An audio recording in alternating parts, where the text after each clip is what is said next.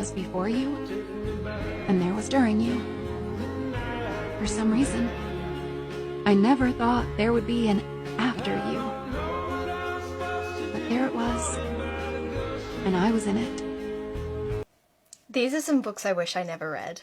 This happens very, very rarely, but if I could erase these books from my mind, I very happily would. I don't know why I read this book in the first place. I really, really don't. Yes, I'm a massive Twilight fan, but I just don't know why I did. And that is The Host by Stephenie Meyer. What was this book? What went on? I can't believe I read, how many pages is this? I read 600 pages, which by the way, this looks like so much more. I don't know what happened. I didn't like one of the characters in this. This was the most bizarre thing. We are basically talking about like an alien invasion from memory. They're hidden caves, something happened. Don't read this, don't put yourself through this. The Hating Game. Obviously this is all just my personal opinion. If you like these books, that is great for you, and I'm so glad because I would much rather like these books. But The Hating Game, it wasn't the plot. The plot was fine, it was the nicknames. It was the characters. It was the fact that they didn't have much of a personality apart from this guy was tall and this girl was short and she lived on a strawberry farm and he called her Strawberry Shortcake. And that was enough for me to be like, no, this isn't for me. This is not for me. I can do a cute, cringy, cheesy romance, but just not this far.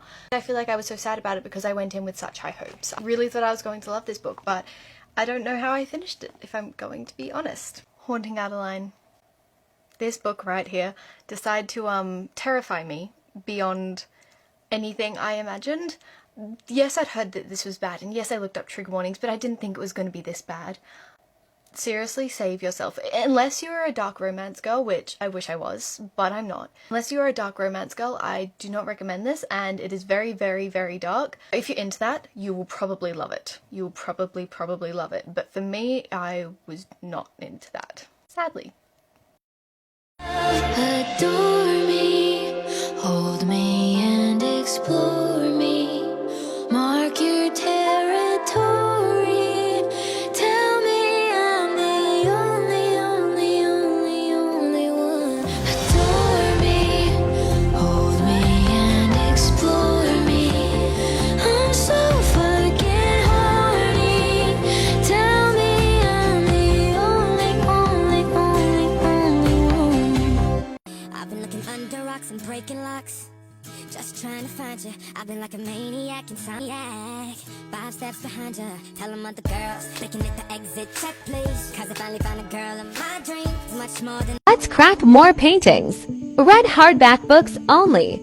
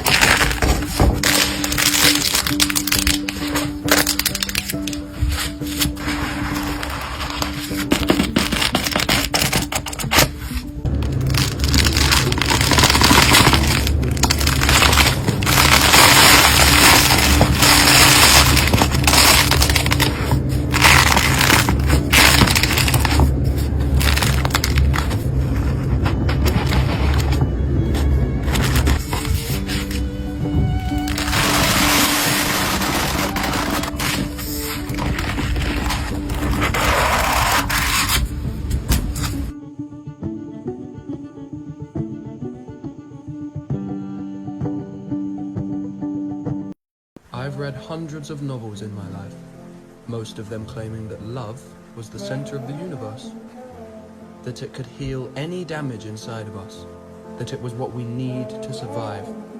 From Darcy to Heathcliff, I thought they were full. Do you know something? Do you know something? I might know something. I might know something too.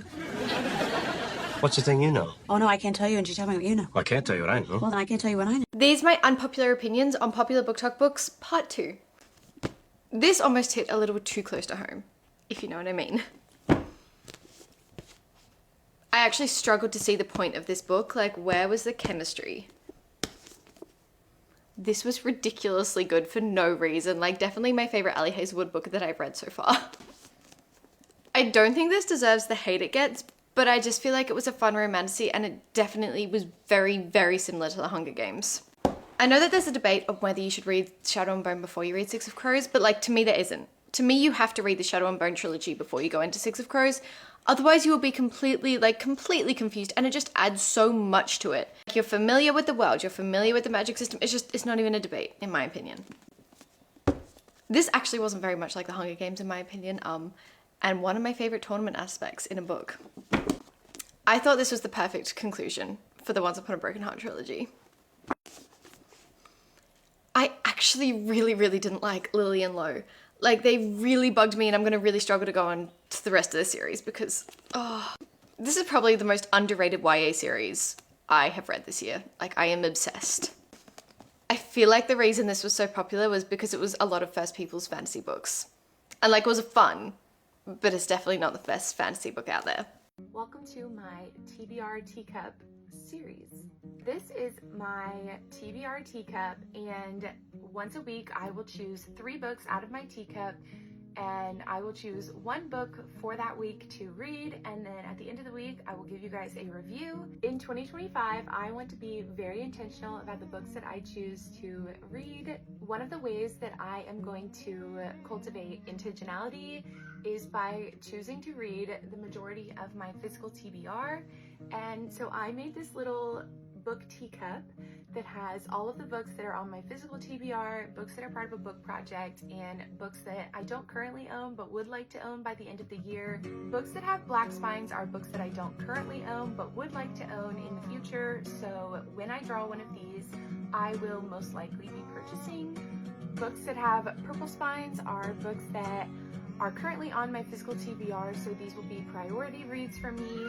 And books that have gray spines are books that are part of a book project, so when I draw these, I might not be able to read them just yet, but I will definitely be getting to them in 2025, so in order to make my life easier in December when I make my annual Christmas ornament, I went ahead and printed it off because I will absolutely be reading my book project books this year. So thank you guys for being here, and I hope you have a safe and wonderful new year.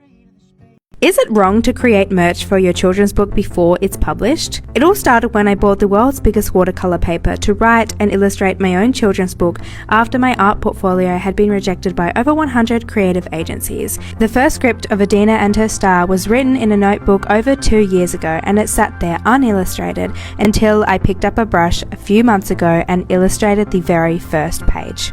And after page 1 came the second page, where Adina and Star were painting in a magical garden inspired by the Australian landscapes. Now this might be my favourite page yet. Everything just flowed so effortlessly, but of course after page 2 came page 3. Now page 3 was a little bit of a struggle because it was blue, and as you guys know, I hate the colour blue. But as you'll see, sometimes when we overcome our fears, we create something absolutely magical. Now boy, did I underestimate how many of you guys would be following along this journey, and I feel very grateful for the amount of people that have asked for a pre-order link. Now being just 10% of the way through this project, there won't be a pre-order link yet. Instead, if you'd like to support this book, I am launching official Adina and her star merch this Thursday, 4 p.m. Adelaide time. Make sure you sign up to my mailing list because it is a limited drop. You're totally over cliffhangers, you want a completed series, but you also don't want a series that's like 1,000 books long. So here are some of my all-time favorite completed trilogies.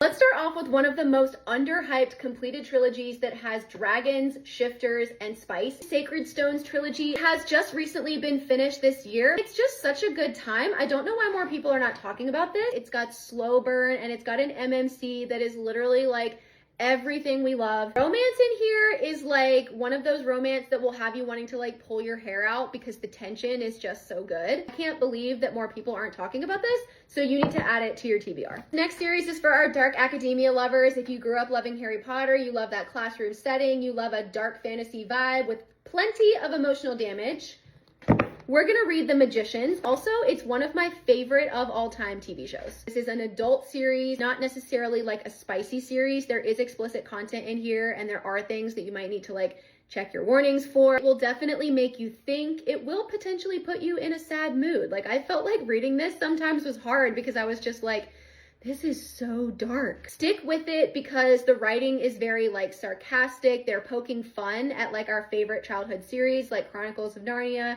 Harry Potter, you might get offended. It's also just one of my favorite fantasy series of all time. So if you haven't put it on your TBR yet because you're worried there's not enough spice and romance in it, like, it's not all about that. This is a beautiful, heartbreaking story. You will absolutely fall in love with every single one of these characters. What about a spicy fae girly? So what if you're like, I was obsessed with ACOTAR, I loved Rhysand, I'm now obsessed with fae and spice.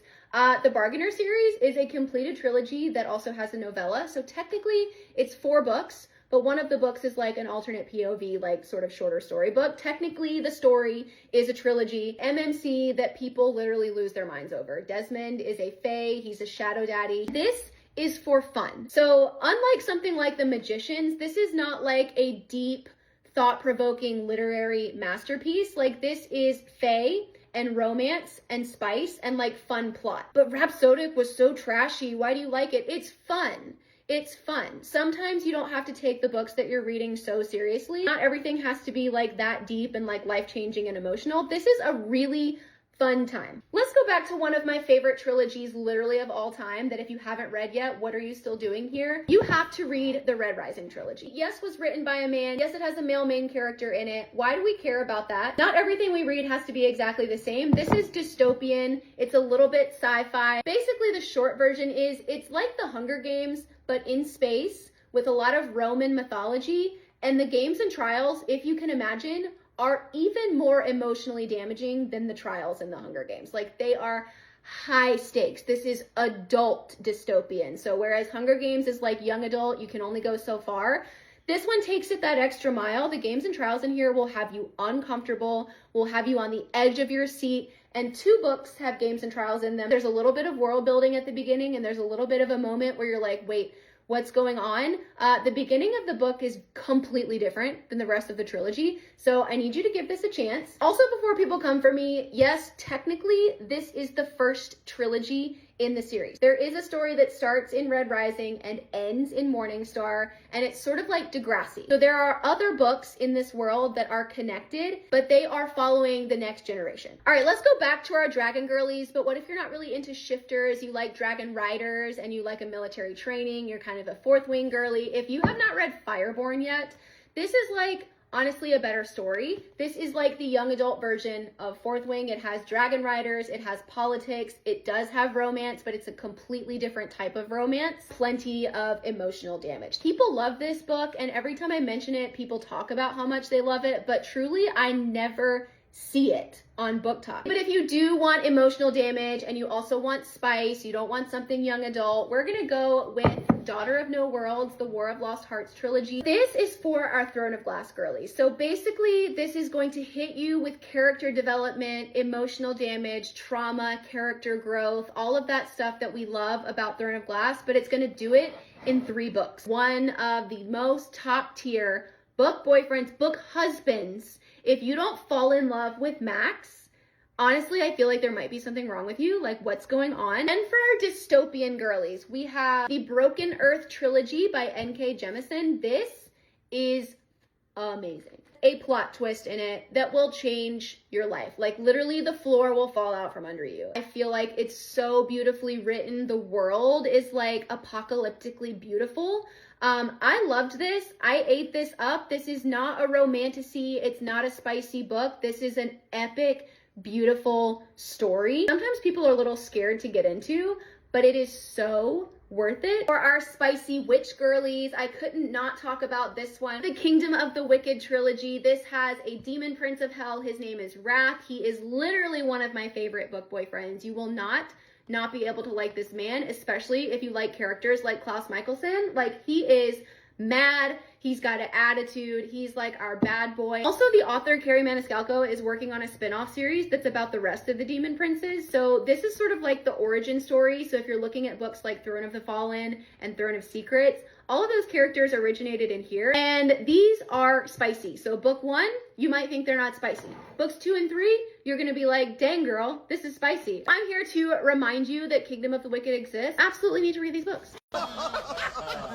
No, but it's not funny. At the end of the day, is it? It's serious. We could. Have you ever wondered what an overstocked book warehouse would be like? Well, this is it. This is the book warehouse outlet in Easley, South Carolina, and this past weekend, they had their sale. It was 70% off, and I'm not kidding you, I paid no more than $5 for each book that I got. It is open only one weekend a month, so the next time will be the last weekend in July. But they had so many popular books across so many different genres. You can't go in expecting to see a certain kind of book, but there was definitely some popular ones. They had 2 Twisted Crowns. There were so many N.K. Jemisin books, and of course, lots of like cookbooks and nonfiction books and that kind of thing. And they even had some beautiful illustrated editions. There are so many books in here that it was actually overwhelming to be in and try to like find what I wanted. And I won't lie to you, it felt like standing on the face of the sun. It was so hot in there, but so worth every single second. And honestly, it felt like a little bit of a scavenger hunt to walk around and see what I could find. I got so excited every single time I saw a book that I already knew and I really wanted. And technically, while I spent a lot of money, I saved a lot of money. I bought 11 books for $63, and then I calculated what I would have spent if I had bought them new from Barnes & Noble, and it would have been well over $200. So if you are anywhere near Easley, South Carolina, please mark your calendars for July 27th and 28th. I know exactly who and what you are. Violet Sorngale.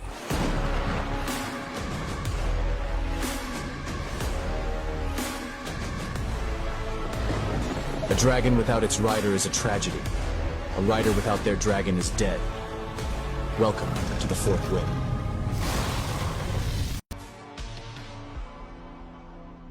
It's time for your next adventure. I have no idea what I'm going to do tomorrow. How exciting. You know how they say don't judge a book by its cover? Well, today, that is exactly what we are doing. It's time to take financially irresponsible to a whole other level by buying books based entirely off of their covers. So let's go. Hello MTV and welcome to my crib. I saw Hayley Pham do this recently and thought it'd be an interesting way to pick up some new books I maybe wouldn't normally pick up. No blurb reading, no reviews, just straight vibes and looks. Just gonna go based off the covers, nothing else. I'm gonna loosely stick to my usual genres, but we'll try and dip our toes into something else. And she's off. I was stressed. I was overwhelmed. So overwhelmed, in fact, that the first book I picked up, I naturally tried to read the blurb.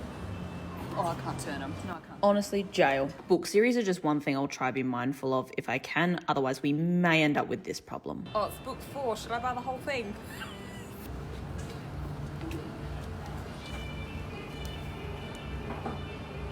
Sci-fi. That's cool. I don't want it. I wish I could do that. Oh, that's one of the books I want to get. I like the green. I feel like making that first selection was the hardest, but I finally settled on this book right I here. think we're going to go this for a bit of a sci-fi fantasy. I like the pink, I like the metallic. Bit boring.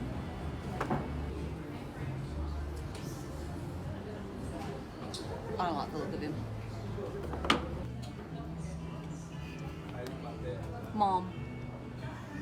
That's my mom. Oh my gosh, I have no idea what this book's about. That's a cool cover.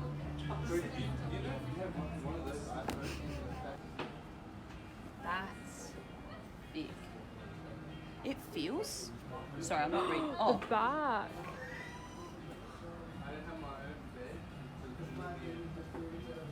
You're coming home with me.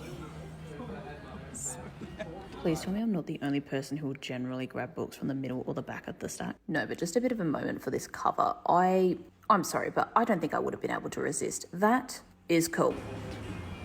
I like the colours.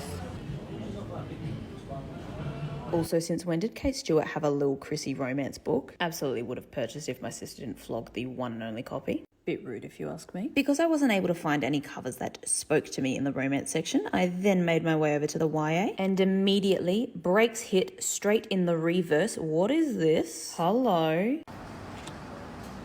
I like the colours. As you can see, this is the next one I picked up. And also this one here, because look at that cover. Slightly creeped out, but highly intrigued. Placing that one straight over into the welcoming arms of my personal assistant for her to carry. I then decided to pick up one final book and went with that first one I spotted in the YA section because that foiling was a yes. Look at the disappointment on her face. Now we have a few honourable mentions for a few of the other covers that did pique my interest, but I didn't end up going with. At the end of this video, I will also go through and recap on the books that I did end up getting, but before we do that... What are you doing? Well, now I need to get the books I actually want. Oh, would you look at that, if it isn't the girl who has no self-control. I'm done.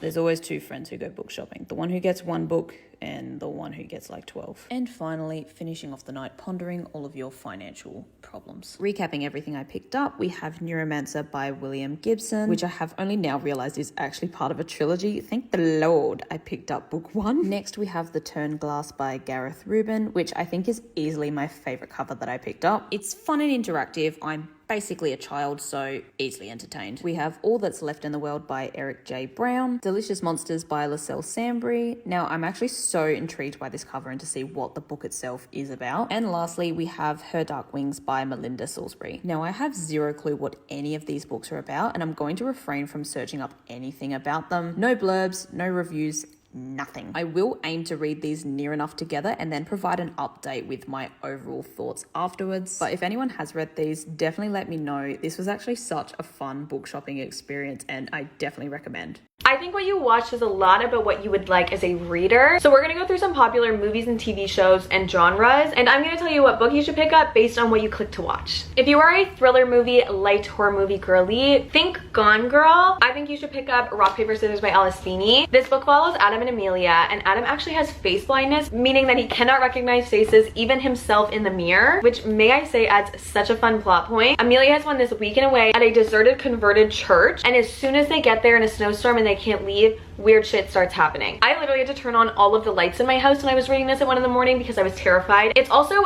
300 pages, so it gets to the point really quickly. So I feel like if you're a thriller movie person who like in the 2-3 hours wants to know the end, but loves a good unexpected twist, this is your book. Okay, now this one's kind of specific. You know those light fantasy movies with like usually kids in them? Think like A Wrinkle in Time, Tomorrowland, really easy to digest worlds with just like light magic in them. If that is your go-to, I suggest Once Upon a Broken Heart by Stephanie Garber. This is one of 3 books, 2 are out so far, and this is the cutest, most adorable light fantasy with like a sprinkle of romance. This book follows Evangeline, who is just this little girl whose parents passed away and has just found out that her stepsister is set to marry the love of her life, which she cannot just take. So she goes to a fate, which are these magical godlike figures that live in this world that grant wishes, but they do so by kind of making your life a living hell. They twist your words and give you what you asked for, but not what you want. And after she goes to Jack's to try and grant this wish, she is immediately sent on this whirlwind. She ends up in the north with her stepsister, where the magic is known to come from. This book is pretty quick, it's really captivating, and I feel like if you like getting lost in a world, this will be your shit. Okay, now if you were the person who watched all of Suits all the way to the very end, Buy a Thread by Lucy Score. Okay, this is like the perfect epitome grumpy boss billionaire sunshine romance. This book follows Dominic and Allie. Allie is very much so down on her luck. She has recently moved back to New York because her dad has been diagnosed with what is presumed Alzheimer's, and she is working 27 jobs to try and keep him in a great care facility and herself afloat. When Dominic walks into the restaurant that she is serving at, and he acts like his typical billionaire self, and she immediately puts him in her place, as she should, and he winds up getting her fired. But Dominic's mother is not going to have that, so she gives Allie a position at Label, her fashion magazine, where Dominic is the creative director. It gives a very Rachel Zane, Mike Ross romance. This is a over 500-page romance novel, which was even daunting to me, but literally every single page, every single moment in this book, I felt like needed to be there. And I feel like if you can sit through that many seasons of Suits, you can read this book. Okay, now this one I feel like you might be able to guess, but if you watched all of Harry Potter as a kid and all of Game of Thrones as an adult, A Court of Thorn and Roses by Sarah J Maas. This is a 5-book series so far, but this is a pinnacle of romantasy, which you can't tell me if you loved Harry Potter and Game of Thrones wouldn't be your shit. This book follows Feyre, who is a human girl who gets taken by a fae to live in Perinthian, which is like fairyland, because she has shot and killed a wolf on human lands that turns out to be a fae, and she has to atone for her sins by living with Tamlin, one of the High Lords of the court in this fairyland. And honestly, that description does not do it justice, but if I tell you anything more, it's going to spoil the rest of the series, which if that statement in itself doesn't intrigue you, I literally don't know what will. Now, if you like your romance movies with a little sprinkle of science, think Passengers, Love Theoretically by Ali Hazelwood. Ali Hazelwood is known for writing women in STEM novels, which is why it took me a long time to pick them up, but my god, am I glad that I did. Romance is without a doubt the main plot in this. The setting is just set in a world of science, and even if you don't understand a lot of the science, like I don't when I watch movies like Passengers and Interstellar, the setting of all the science makes for a really fun, exciting romance plot. This book follows Elsie and Jack. Elsie is a theoretical physicist who has recently graduated trying to get her dream job, but until now she has not been able to make enough money to do so she's been working on fake girlfriending for guys, and one of her fake boyfriends, Greg, has this brother named Jack, and when she finally gets close to getting this coveted position at MIT, Jack, who thinks Elsie is a librarian based on the girlfriend his brother has, is one of the people on the board deciding whether she's gonna get the position. So if you like your romances with a little sprinkle of science, Ali Hazelwood, especially Love Theoretically. Let me know if you guys agree with the movie to book pairings, or if any of my suggestions have made you add anything to your TBR. Love you. Bye. Hey, what time is it? It's muffin time! Actually it's 12:30. Somebody kill me!